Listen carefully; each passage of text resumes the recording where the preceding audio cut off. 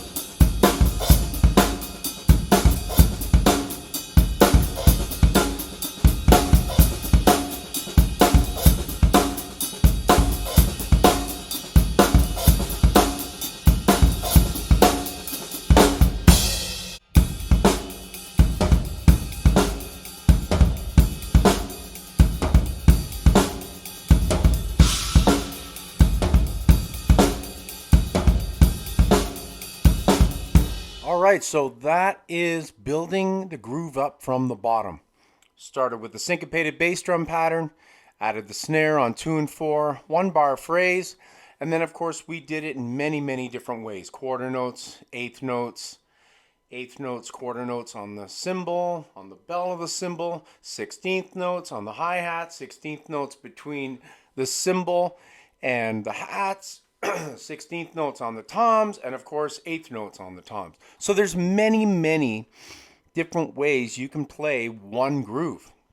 I've only scratched the surface, to be totally honest. There's so many more ways to play these just taking one groove and building it up and playing it in many different ways.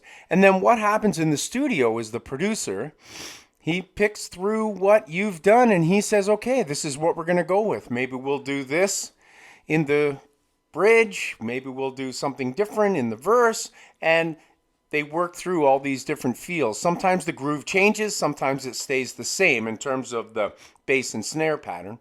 Guaranteed, the ride cymbal and the hi-hat patterns, the tom patterns, whatever, they will change as we move through verse, chorus, bridge, etc., through a song. Anyways, thank you very much for joining me. Like and subscribe, comment. Feel free to ask any questions. I'm always excited to answer questions. All right, keep drumming. Take care. See ya.